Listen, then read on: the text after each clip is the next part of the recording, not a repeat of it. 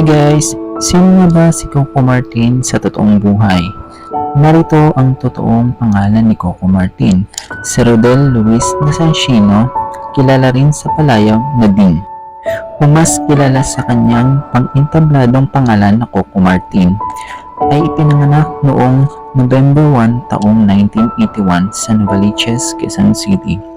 Siya ay tinaguriang Prince of Philippine Independent Films at isa rin siya sa mga artista sa Pilipinas na nabigyan ng pagkakataong sumukat sa pamamagitan ng mga indie scene.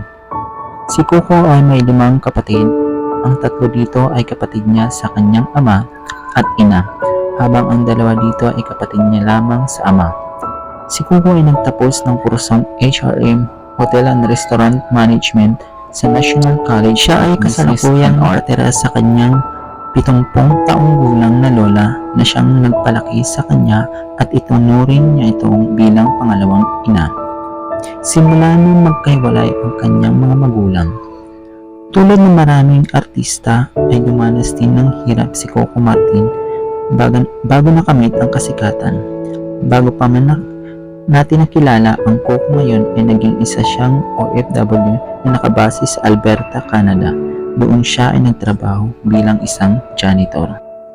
Si Coco Martin ay nagsimula lamang sa ahensya ng ABS-CBN Star Magic bilang bahagi ng Star Circle Batch 9. Una siyang lumabas sa isang 2001 film na pinamagatang Love You Text at nakilala siya dito sa tunay niyang pangalan na Rodel Nazancino. At matapos nito ay nasundan pa niyang nabigyan ng proyekto sa mga independenting mga pelikula. Simula noon, siya ay lumitaw na sa ilang mga patalastas sa telebisyon bago mapagkalooban ng isang malaking pagkakataon na maging pangunahing karakter sa pelikulang Masahista noong taong 2005, kung saan siya ay ginawaran ng Young Critics Circle Best Actor Award noong 2006. Sa parehong taon ay gumanap din siya sa isa naming indie film na pinamagatang Kaluldo.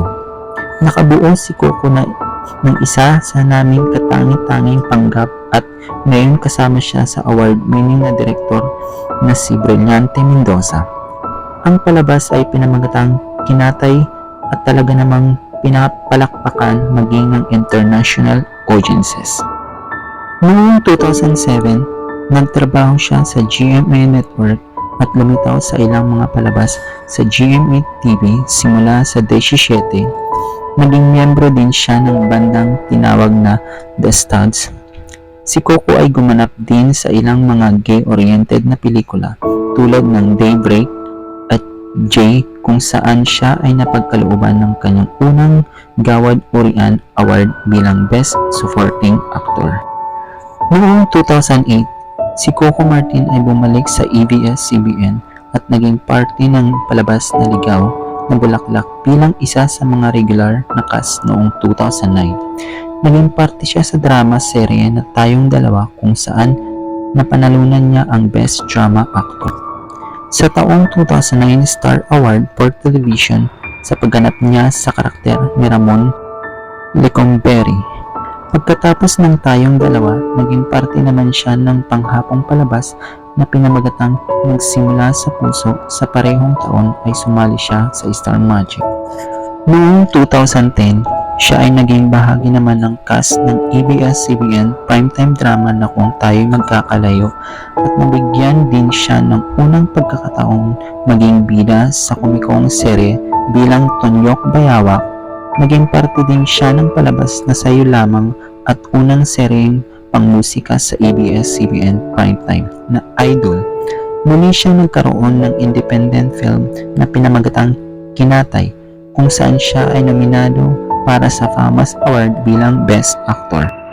Noong 2011 ay di lamang siya nabigyan ng pagkakataon makasama sa mga cast, kundi ng pagkakataon maging pangunahing karakter sa teleseryeng Minsan Lang Kita Iibigin na talaga namang tinangkilik at tinabangan ng taong bayan.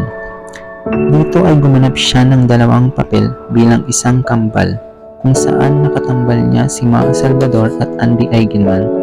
At noong Mayo ng taong ding yon, natanggap din ng Likada Award sa seremonyang ng Gawad Urian. Siya ay hinirang para sa maraming mga parangal dahil sa kanyang mga di matatawarang pagsasalarawan bilang Alexander at Javier Del Chiero sa Minsan Lang Kita Iibigin. Tulad ng TVP Golden Dove Award, Golden Screen Award at Star Award for TV. Tinangkilik at tunay ding inabangan ng masa ang kanyang serye sa primetime drama na pinamagatang Walang Hanggan, na isang pagsasadula ng 1991 na pelikulang Hinihintay Kita sa Langit. Dito ay gumanap siya bilang Daniel Cruz at nakatambal niya ang batang aktres na si Julia Montes na gumanap bilang Catalina Alcantara. Nakatrabaho din niya rito ang dating matining idol at leading man na si Richard Gomez, pati na ang dating leading lady star na si Don Zulueta. Dito mas nakita ng mga tao ang mas mapagmahal at romantikong bahagi ni Coco Martin. Nakatambal na rin ang mga awit na si Angeline Quinto na sinasabing may paghanga kay Coco Martin sa pelikulang Born to Love You. At inaasahan ding makakatambal niya ang batikang aktres na si Judy Ann Santos Agoncillo sa pelikulang Love Will Lead You Back. Si Coco ay pumirma rin ng gagawa ng pelikulang katambal si Marian Rivera sa ilalim ng Regal Entertainment. Noong May 2012 ay isinumiti ang pelikulang Juan de la Cruz para sa 2012 Metro Manila Film Festival na pinagbibidahan ni Coco Martin kasama ng kanyang tayong dalawa co-star na si Jay Cuenca. Nagsimula sa puso at Minsan Lang Kita Iibigin, leading lady na si Maha Salvador at si Albert Martinez. Ngunit sa kasamaang palad, ito ay isa sa 7 pelikulang na-reject.